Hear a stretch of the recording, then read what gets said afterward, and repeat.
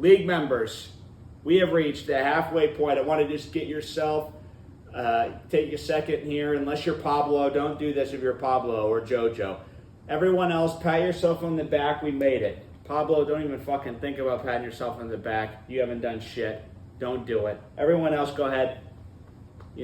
Pat yourself on the back. We made it. It hasn't been easy, has it? Has not been easy, but we made it. And now it's time for the Roar, which is some bonus content, the midseason recap. We're going over 3 different things. We're going to do our draft recap, where we recap the 5 best picks of the year and the 5 worst picks of the year, in my opinion.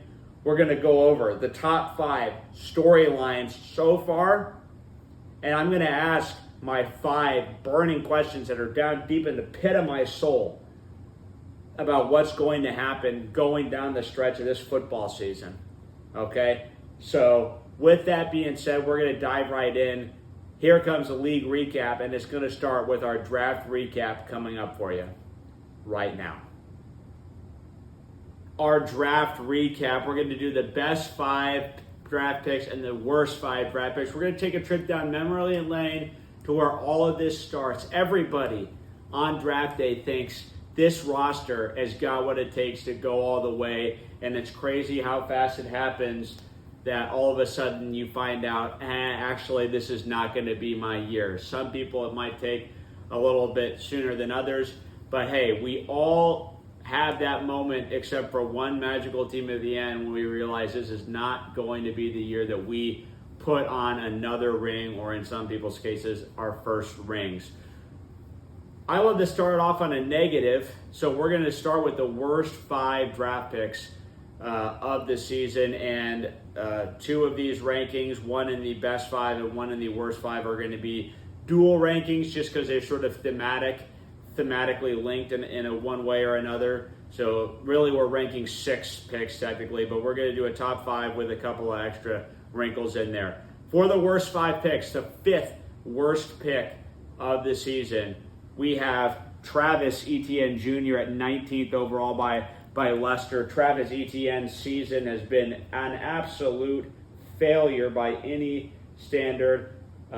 We're trying not to factor injuries in as much as possible. If the player was performing and then got injured, I'm not going to hold that against you, of course. But Travis Etienne Jr., he's the 37th ranked running back in fantasy right now. I can even see he's been dropped. He's only 91% even rostered at this point. So some owners are just cutting bait on Etienne. Tank Bigsby has just looked way better.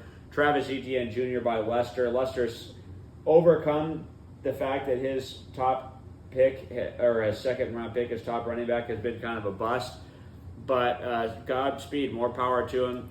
Not all of the people that are on this worst 5 draft picks list have bad teams, but hey, we all make mistakes. Speaking of mistakes, our number 4 worst 5 draft picks is the 2 top drafted tight ends in our league, Travis Kelce and Sam Laporta. Travis Kelce was drafted 33rd overall by JoJo because he's living in 2019. Travis Kelce, if it wasn't Travis Kelce, would be a droppable player, and the same is true for Sam Laporta. Travis Kelce averaging on the season 6.4 points. Sam Laporta, who I drafted 44th overall at a slightly worse 6.1 points. These top 2 drafted tight ends have returned absolutely no value to their owners this year whatsoever. JoJo has gotten more out of Fant, and I will soon be getting more out of Otten than with these 2 picks. These tight ends, the top 2 tight ends that were drafted this year, both total busts, not even in the top 14. They're not even tight end ones on the year. That's how bad things have gotten for these 2 players. Number 3 in our worst draft picks list, we have Zamir White by AJ at 77th overall. This pick is bad in the sense that Zamir White did absolutely nothing. I say did because the season already kind of feels like it's over. I mean, I just feel like there's no way Zamir White will ever become relevant again. He's averaging an incredibly pathetic 3.7 fantasy points per game. He is the RB 68 on the season. Now, I know he's been hurt a couple of times, but the most points he has had in an entire game this year throughout the season was a 5.3-point sprint in week 2, where against Baltimore we had 9 carries for 24 yards and an incredible 3 catches for 14 yards. What a playmaker. Zamir White, total bust. And another reason this gets so bad pick is I feel like AJ was the last one to know that Zamir White was going to be a total bust. I mean, I feel like everybody was avoiding this player. AJ put his fist down, even famously commented that Lester would be buying a Zamir White jersey. Lester may be brain dead, but he's not that stupid. He's not getting a Zamir White jersey. Zamir White, 3rd worst draft pick of the season. The number 2 worst draft pick of the season. This is going to be a shocker in terms of this is not normally how this works. Normally a high to mid-round pick that's going to be a bad pick. But we have Isaac Guerendo at 155th overall by Gabo. This was just a lazy, sloppy, ego pick. This was just how to not play fantasy football 101 by Gabo, and I think this could be contributing to his saltiness in the Discord, because this pick basically sunk his season. He had gold. He had the right idea. He was clearly aware of this whole situation. It just simply, I mean, I think he knew Mason was a guy and just picked Guerendo just to say fuck it. But that was a terrible, terrible pick. That was just awful, and you have no one to blame for yourself for all the problems that you've been experiencing, because that's just a self-inflicted wound by you. And the number 1 worst pick, this has got to be the most obvious one, the Christian McCaffrey, Boston, number 1 overall. I said that injuries, I wasn't going to affect if a player got injured, but Christian McCaffrey has not played a single down of football this entire season, so it has to be the worst pick. I don't really blame Boston for this, but it's the worst pick. I mean, the guy didn't play. It started week 1, the evil on Monday night, where it looked like Nibs might be able to get a win that week because McCaffrey wasn't playing. Boston was able to weather that storm, but man, what a bad break that has been for Boston this year. It's really going to catch up with him this week. He was able to kind of weather that pick, but now it's just going to start going off the rails now that he's dealt with a couple of other injuries. Now that we've gotten through that really bad stretch where it's just been awful, now it's time to get on a positive note. The best 5 draft picks based on value, this is just an opinion by me. Honorable mention here, I didn't include Chuba Hubbard in this list because I dropped him right after I drafted him, so I didn't end up really getting any use out of the player whatsoever. And he looked so bad the first week. And I had Mason, I just cut bait with him. That was obviously a mistake. I would not have dropped him if I'd known they were going to go to Dalton and how that offense was going to change. But nevertheless, can't go back in time. So the number 5 best draft pick, with that being said, Brian Thomas Jr., the 99th overall pick by Gabo McGregor. Brian Thomas Jr. has been fantastic. The rookie wideout for the Jacksonville Jaguars is currently the wide receiver 6 on the year. And now, of course, Brian Thomas Jr. was traded earlier in the year by Gabo to Sean Bates, a trade which Gabo has obviously lost. That was the start of his many issues. That was another bad coaching decision by Gabo that has kind of led to his lack of success this year. Brian Thomas Jr., excellent guy, downfield threat, dynamic player. He's had a couple of unfortunate incidents in the end zone. One was a play where Jalen Ramsey tackled him as he was trying to catch a touchdown, and the one where he dropped it 2 weeks ago in the end zone, which was pretty embarrassing for him. But he has been really effective nonetheless. Fantastic. The number 4 best, another player who is not on the team that drafted him, but is one of the top picks, Jaden Reed, 112th overall by Boston. I don't know if Boston really knew who he drafted or if he just saw that the guy played for the Packers and took a shot at him. I don't really know if Boston had scouted this player or knew anything or was tracking him at the end of last year. With Boston, we just have no idea what's going on in his head in any of these picks except for with Josh Allen. We know what he's thinking when he drafts Josh Allen because he does it every year, so we know he at least has some sort of thought process when it comes to that. But Jaden Reed at 112th overall, similar to Brian Thomas Jr., they're almost the exact same statistically, but Jaden Reed goes around later, so he's a little bit more valuable than Brian Thomas Jr. Mostly it's a wash, and neither of these two players are on the team that drafted him, so it doesn't really matter anyway. The number 3 this is going to be another sort of thematic ranking because we have two players here, Aaron Jones and Tony Pollard at the 78th and 79th pick. So you have Zamir White, who's a complete dud at 77 overall, and then you have Aaron Jones and Tony Pollard as the number 78 and number 79 picks. And then you have a lot more useful running backs get taken. Jalen Warren is better than Zamir White. Eckler is better. Devin Singletary. We have, let's see, who else do you want to go down? Chase Brown was drafted in that area.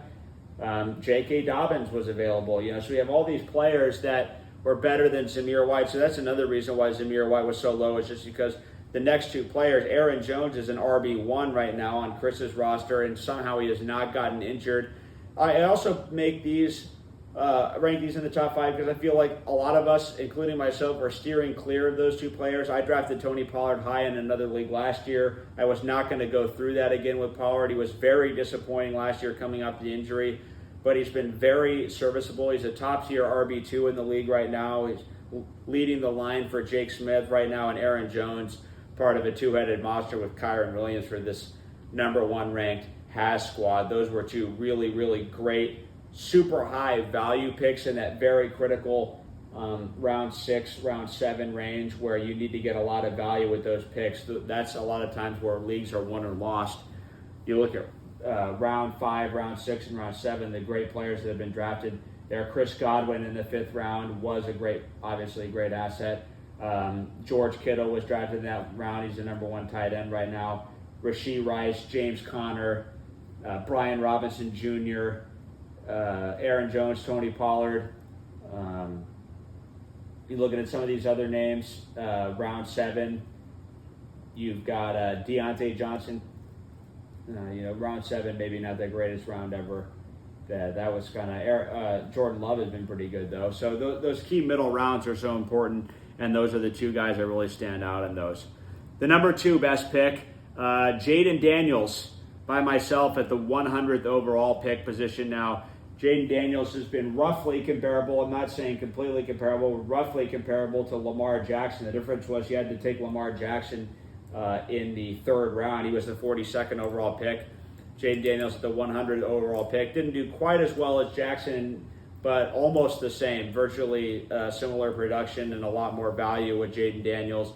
Jaden Daniels was anywhere between the QB1 and QB3 all year, basically this year. Now that he's hurt, that might change, obviously, with him not being able to score any points. But Jaden Daniels has been a revelation for the entire NFL. He has just been terrific. So glad to have him on board. Finally on the new era, baby. Woo, it feels good. AJ, where were you at when you with Jaden Daniels? That should have been you. And the number 1, this was obvious. I'm sure everyone had this player on their mind. The best pick of the draft by far, not even close, landslide, Jordan Mason, 154th overall by myself. Gabo fucking blows it, he's 156th overall. Took him 1 pick after Gabo. 156th overall in the draft. You're never going to get a back like this at a spot like that without some sort of mishap or special circumstance, and that's certainly been the case with my 49ers, who have been without McCaffrey all year. Jordan Mason has just been a complete revelation. Fantastic. I was targeting him. I didn't think I was going to get him. I was a little nervous, and then Gabo takes Garendo, and then all my problems are solved. The rest is history, and that kind of cemented me as having one of the best drafts of all time. I could add Rashee Rice or Nico Collins in this list, but they're both injured right now, so I couldn't rank them really in the list, especially Rashee Rice at 69th overall. He was like the wide receiver 3 or 4, I think, on the year at one point before his injury. Those are kind of the best draft picks and the worst draft picks. That's kind of our draft recap for this midseason. We're going to do this exercise again at the end of the year, see if anything changes, but usually with these, it kind of stays relatively the same. For example, the chances that Sam Laporta dramatically improves, or Zamir White is just done, his season's done. He's not even going to get on the field. He's been completely benched. And a lot of these great players, I think Brian Thomas Jr. and Jaden Reed are just going to continue to be great all year. So I think this is mostly going to stay the same for the end of season. But that was the draft recap. We've got some other pieces of content for you, so stay tuned. All right, League members, it's the time of the video where we're going to talk about my top 5 storylines of the season so far. And we are going to jump right into these storylines with the number 5 storyline, of course, which is the curse of the preseason number 1 lives on. Brandon Niblock and his total disaster season. Now, if you look at the draft recap, in theory, this should have worked. Now, I knew Ayuk was going to get re-signed. I didn't necessarily know it, but I was really, really sure. So I was confident. I was actually confident in that pick. I thought it was going to be a solid pick for him. But this Niblock team has just been decimated. He's at 2-5. He is 11th of 14 in scoring. The only teams that are worse than him, Pablo, AJ, and JoJo in terms of point scoring. And at this point, it's just a lost season for Niblock. He's tried to make some trades. He traded Justin Jefferson, his first-round pick. His second-round pick, Pacheco, broke his leg. His third-round pick was Waddle, who's been useless thanks to the Tua injury. He might finally start doing something this week. And then Ayuk, who was completely dormant and then had to be traded away and is now injured. Ramondre Stevenson and Javonte Williams have both been extremely disappointing. And I think to cap it all off, you drafted Blake Corum instead of Chuba Hubbard. Now, I know you were going for the upside play with Blake Corum, but that guy has literally done nothing the entire season. So it was a completely flushed down the toilet draft pick. It's been a combination of bad luck and mistakes from Coach Niblock. He's tried to coach his ass off. A lot of things would be different in the fantasy season if Chris had not gotten that late walk-off incredible touchdown. But that's part of the curse of the preseason number 1. You have things go wrong in your matchups. That win is hurting all of the 5-2 teams who are now behind Chris thanks to that, and it's really basically killed Nib's season. If he was 3-4 at this point, you'd be feeling so much different about his chances. At 2-5, he is going to have to go on a bare minimum 3-game to 4-game win streak here in the near future, or it's just over for this football team led by Coach Niblock, who, hey, he's been coaching his ass off, and believe me, I know, because he texts me every time he does anything to do with coaching. He's just blowing up my phone, making sure I know. He also is never shy with his own coaching advice, which I really appreciate it. You're helping me become a better coach. Not that that's helping you because it's just fueling your competition, but hey, I'll take it. Number 4 storyline on the year, the magic starts. Mostly, I'm talking about myself. I think I had the best start in the history of the league in terms of point scoring. I was on record pace, way above record pace. I was averaging over 130 points per game through the first 6 weeks of the year. I was just absolutely destroying teams, and it was fueled by my incredible draft. You look at my draft recap. Gabo called this a mediocre draft. I don't really think so, pal. Let's take a look. My team here. Let's go to this. Yeah, Garrett Wilson. He's a wide receiver 1. Derrick Henry at 16. I could have included him in my best picks because everybody was talking about how Derrick Henry was washed up. He's the clear-cut RB1. Nico Collins was wide receiver 1 until his injury. Laporta, yeah, that was a giant bust. I'll eat that. But then I make up for it with Rashee Rice, who was absolutely fantastic and was probably not going to get suspended. Brian Robinson Jr., complete stud. Then I get Deontay Johnson and Jaden Daniels back-to-back. I draft Chuba Hubbard, who I dropped because of Jordan Mason. We'll be getting to him later. Then I go ahead and draft the number 1 kicker, the magic leg, Brandon Aubrey. Absolutely dominant football player in terms of kicking the football, which I love. And then Jordan Mason at 156, just to fucking put the cherry on top. Even without Mason, my team would still be one of the best in the league. With Mason, it's just unstoppable. And if I had not had Mason go off, I would have kept Hubbard. The reason I dropped Hubbard was because I didn't think I needed another running back. Obviously, now I would like to have Hubbard back, but hey, you can't go back in time, so whatever. But got me feeling nicey. I'm feeling fucking nicey about the way my draft went. I'm feeling nicey about my start. And I also have to give a lot of credit to Haz. He is now almost caught up with me in points scored. He's had an incredible start. His team has looked freaking dominant. You look at his draft, all these picks are hits. Amon-Ra, Kyron, Jalen Hurts. He trades T. Higgins, but George Kittle is great. Aaron Jones, all these players. Darnell Mooney. I didn't mention him in my best picks, but he was another extremely high-value player, 134th overall. What he's done has been fantastic. Has his hustlers, looks great. Hot starts for a couple of our league members. Chris and I way ahead of everybody else in terms of points. We are over 100 points higher than the other teams that are in this league, so congrats to both of us. The number 3 storyline. I've got a name for this storyline, and it's a number. It's one number. And it starts with Z. 0. 0 sums up 2 things. 1, the number of roster moves that Pablo has made. And 2, the amount of value and enjoyment he adds to the league. None. He does not add any value or any viability or any impact whatsoever. He's just a nothing. He's just a suck. He just sucks everything. The roster that I'm looking at that's drafted by him is still his team. I mean, he's got Breece Hall, Michael Pittman, Joe Mixon, Calvin Ridley, George Pickens. It's horrible. He drafted Dak Prescott. Just awful. Really, really bad. Pablo, JoJo also a storyline, but at least he has done something. At least he has made some attempts. He picked up Kareem Hunt. I mean, that's something. That's been an impactful move. Now, would it have been better if somebody that actually participates in the league could have picked up Kareem Hunt instead of JoJo? Yeah, that would be fucking great, wouldn't it? But we've got some ulterior motives in this league that need to get corrected fast. That's my number 3 storyline, 0. Number 2 storyline, what is it? Yes, the massive trades. We've had some big trades this year, a couple of weeks in. We had Jefferson getting traded. Gabo traded away Brian Thomas Jr., which was a huge mistake.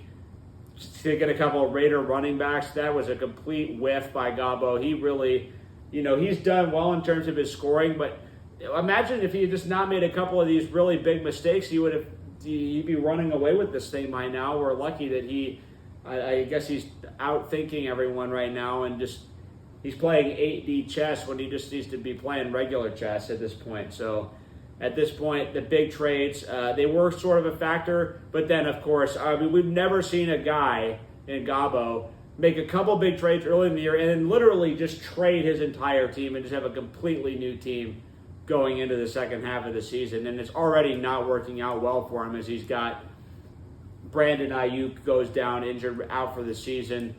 Lamar's looking great. I don't think he got enough value for Lamar. I look at the roster with this Gabo team, Boca Juniors. Hey, I respect the name. Classic club. There's a lot of things to like, but at the same time, you lose so much upside with trading away Lamar Jackson. And Kyler Murray's got some skills, but he's super inconsistent. The Tampa Bay running back situation, you've got some depth, but you can't play all these running backs. You've got 2 Raider running backs on your team. You've got 3 Bucks running backs on your team. You just got a lot of concentrated stuff in the same place, and you're off to such a bad start. I don't think you can make up for it by this team. But we've never seen trades like this. The amount of trading was just off the freaking chain, mostly due to Gabo. He was the catalyst for all of this, and it did not go well for him. And then Nate obviously was the big winner, I think, of all the trades. He gets T. Higgins, and then he gets Lamar the next week. Nate Solly's team, seemingly very dangerous at this point. He obviously took me to the cleaners this week, although I think if I was healthy, I could have definitely beaten him in spite of that. But hey, you know what? Good for Nate Solly, bad for Gabo and a couple of his other teams. Nibs, I think, was another guy who came out on top. But, oh well, that's all in the past now. And the number 1 storyline has to be the injuries. I mean, it's just, last year I felt like, I even said this, last year I felt like was pretty mild on the injuries, relatively. I think that was a big reason why my preseason power rankings, other than Sean, were really accurate. This year, my preseason power rankings have not been accurate at all, and I think a lot of it's because of the injuries. Now, Chris had a better draft than I gave him credit for, but he's also stayed really healthy, and a lot of these teams that I ranked high just had injuries out the wazoo to start the year, namely Gabo, myself, and Nibs were three of the huge victims, and now Boston with these terrible Buccaneers wide receivers injuries. But I mean, there's been so many guys missing games. Jonathan Taylor's missed time. He's one of the best players. Christian McCaffrey, the number one pick in the draft, hasn't even played. Has not played a snap.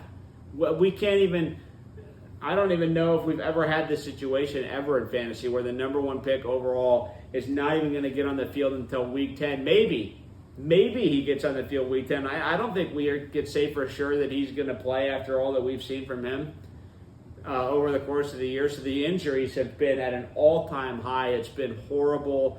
I have experienced just an immense amount of frustration. The fact that I lose by 3 points last week with multiple in-matchup injuries. I was missing Brian Robinson going in. I have Wicks go down and Jordan Mason go down mid-matchup. And then this week, Jaden Daniels gets literally on his first snap, cracks a rib. First snap. Now he finishes that drive. He goes out of the game. I think he could have easily scored 20 more points. They ended up winning 40-7. Carolina can't stop anything. I'm very upset about that. The injuries have been the only thing that could stop me. It certainly wasn't, nothing has been my fault. Okay, I just want to make that clear. Nothing has been my fault. I've been perfect. It's all conspiring against me, and that's why I haven't won 7 games in a row. Okay, I have no accountability whatsoever. With that being said, guys, those are the top 5 storylines for the season so far. Let me know if you guys kind of agree with those storylines. I think those are some of the biggest ones. I know we could put in, Boston as a big storyline because he's had a kind of just a really wacky season on a number of different levels. And then, I've also encouraged Nims to put out a top 5 coaching because he's the coaching expert now apparently, and nobody knows more about coaching than Nibs. So I'm encouraged him to try and put out a top 5 coaching video. Maybe he'll do that for us and tell us what he thinks of some of these coaches out there, how they're coaching their ball clubs right now. Or maybe he could do a coaching ranking. He can rank who he thinks coaches the best in our league. I think he should do that. That would be interesting bonus content. With that being said, guys, we're moving on to our next segment, which is going to be coming up right after this. All right, league members, for this segment of the mid-season recap video, I've got questions. I've got burning questions inside of me. I've got to get these questions out here. I've got to get these questions answered as soon as possible. These are my top 5 burning questions going down the stretch of the season that I want to get answers to. Number 5 is, will we see the return of Bad Luck Bates? Ooh, just saying that makes me shiver a little bit inside. Bad Luck Bates. Now, we've seen Sean Bates assume his new alter ego, Mr. Can't Miss. Some people are also calling him the calculator, okay? And Sean Bates has started off 5-2. He's probably feeling pretty nicey about the way his season has gone. But at this point, when you look at Sean Bates, you notice that he's 8th in scoring this season. 8th. So he's not exactly a juggernaut, averaging at this point less than 100 points per game. Now, I like Sean's team. I do. I ranked it high in my preseason power rankings. He's actually delivered for once this year. But you got JoJo this week.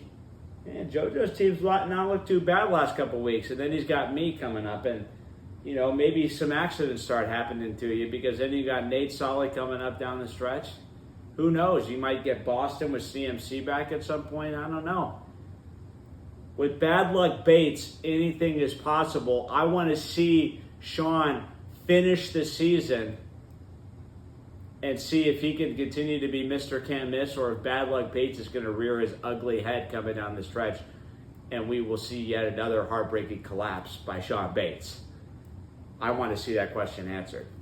Now, my number 4 burning question is, will we see a 500 team make the playoffs. I was doing a little digging in our league history page. Normally that page is reserved for Brandon Niblock when he's bored with nothing to do and he just wants to look back in league history and remind Lester that he should have picked up a tight end in week 6 of the 2021 season or something like that, because that's the type of thing that Nibs would do. But with that being said, I look back, and the last time a 500 team made the playoffs in our league was the 2018 season when the worst record in the league was 5-8. You had a lot of teams packed into that middle, and this season's kind of reminded me of that. Right now, we've got 6 teams with a winning record exactly, with some 4-3 teams. And these 4-3 teams, Cam's team, it looks pretty good, but Boston Monroe at 4-3, not looking solid at all. I mean, he is looking like whatever the exact opposite of solid is. So I guess it's liquid. Or is it gas? Comment below. But Boston is looking not very solid right now, and with all these injuries, that 6th seed, I could easily see a team to go 500 and maybe sneak in there, because with all the injuries we've had, a lot of teams get decimated, and we've got a very top-heavy league with a bunch of 5-2 teams and a lot of losses getting handed out by these top dogs right now, and that doesn't look like it's going to change. Haz and I are way up ahead of everybody in terms of scoring this year. So a 500 team could make the playoffs. We will see. My number 3 question, it's really my number 1 question, but I'm just ranking it number 3. Obviously, this question matters the most to me is, will Mr. Power Ranking finally get over the hump? Is this going to be the year? Rewind to 2021. Set the league scoring record in 2021 with an astonishing 125.9 points per game. Incredible. My offense was just decimating everybody that year. The next closest team was Brendan at 111 points. I finished with an over 200-point lead in scoring that year. That is absolutely incredible. Now, at the midway point of this season, I am on pace to be really, really close to that record. I'm still in contention for that record pace. I got to kick my shit into gear here these next couple of weeks and start getting back up in the 120s like I was doing earlier this year. But I am definitely in contention for that record. But I didn't even make the playoffs that year. How the hell does that even happen? My team was badass. The Jailhouse Rockers with Jonathan Taylor, Eli Mitchell, who I picked up off the waiver wire, Justin Herbert, MVP season. I was blitzing teams. I had Patriots D was awesome. Leonard Fournette, the guy was a check down Charlie that year, but it didn't matter. He was an RB7 on the season. I had 2 top 7 RBs. I had George Kittle and Zach Ertz as my tight ends that I was flexing out. I had the number 2 quarterback. I was streaming wide receivers like a pro. I had Ayuk, who was killing it at the end of the year. I had a lot of good things on that team going for me, and I didn't even make the playoffs. That really pisses me off. Then you go to the 2022 season. I make the championship game. I freaking blow it against JoJo. Still my worst moment in fantasy football ever. It has to be, to lose to him. And then the next year I go on a 9-game winning streak, and then I lose my last 3 regular season games to miss the bye week, and then I get upended in the first round of the playoffs after everything just seemed to go wrong at the end of that year. That really pissed me off. That 9-game winning streak was magic. It's possibly the hottest streak in anybody's ever had in this league. Pissed me off that I didn't win that year. And this year, I was feeling so nicey about my team. And then all of a sudden, injury after injury piles up. Now I'm a little insecure, okay? And I'm not happy. And I want to see major changes to my fortunes coming up in the next couple of weeks, starting with Boston. I need to get over the hump this year. This has got to be my year. Never going to have a draft like this ever again. I need to make the most of this season. So we will see if that happens. That's my number 3 burning question. Number 2, will Haz get his missing ring? I think Haz is one of the top, if not the top, missing rings in our league. Chris Hasenheier, I feel like he flies under the radar in terms of ownership. I think he has like 5 playoff wins in his league career. He's won a lot of playoff games to not have a championship. Now, 5 it may not seem like a lot, but that's a lot. He's been runner-up. He finished runner-up in the 2019 and the 2020 season. Back-to-back years finishing second place. He's made the playoffs multiple other times. Last year he makes the playoffs, gets a win against me in the first round, and then loses in the semifinal against Brennan. Chris Hassenheier has been sniffing around the championship, and he has not gotten over the hump yet. I want to see Chris Hassenheier, see if he can get his missing ring. If it's not me, Chris, I hope it's you. Mostly because if it's you, that means it's not Lester. So there's a lot of different things going on, a lot of different dynamics. But unlike Lester, who's a notorious playoff choker, he never wins. Chris has had multiple seasons with dramatic playoff success and just hasn't seemed to get over the hump at this point. Maybe this is finally the year where everything's going to come together for this Haslett squad. And my last question, my number one burning question is, who is getting fucked next? Who is getting fucked next by all the injuries? I mean, we know it's going to be somebody. It's so constant now. You're almost numb to it when your guy is lying on the turf and then he goes in the blue medical tent. Sometimes you don't even know. The guy that's on your team, he kind of walks off the field and all of a sudden the sideline reporter starts talking about how he's in the blue medical tent or he's walking to the locker room. You didn't even realize this guy was hurt 5 minutes ago. All of a sudden your season's in jeopardy. It has been a total disaster in terms of injuries this year. Boston Monroe seems like he's overcoming this CMC injury somehow. Now, it doesn't hurt that he's one of the lowest points against teams in the league.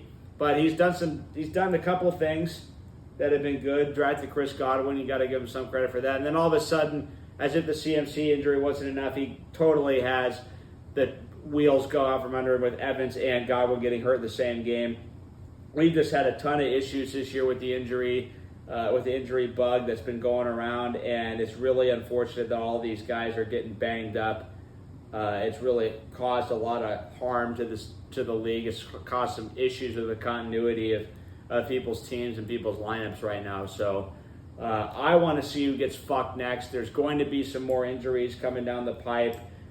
Chris, if there's any fairness or justice in the world, Chris will get some injuries at some point. I feel like he's the only one that has just gone almost completely unaffected by these injuries. He hasn't had any direct injuries, really. He hasn't even had any indirect injuries, i.e. anybody on the Dolphins offense who, without Tua, those players are unstartable. You literally can't start anyone except Achane with Tua gone. So that's been a complete nightmare as well. So that's my last question. Who's getting fucked next? Sorry about that, folks, but that's going to wrap up the top 5 burning questions that I got in the pit of my soul right now in terms of what's going to happen in the second half of this league season, which has been a freaking firecracker so far, and I know it's going to be a great one. All right, league members, that's going to wrap up the video. I'm feeling pretty nicey about the way that went. I feel like I really shredded that video, okay? So I'm excited. I'm happy. Midway point of the season is over. We are on the downhill. This is where champions are made. This is where you got to coach the hell out of your football team just to make it in this freaking league right now because of all these injuries and all the mayhem that's happened. That's going to wrap it up, guys. Thank you so much for watching. We're going to be right back at it. I'm thinking I'm going to do a little league research history for our next bonus content video, so stay tuned. We may be doing some historical rankings because I like history.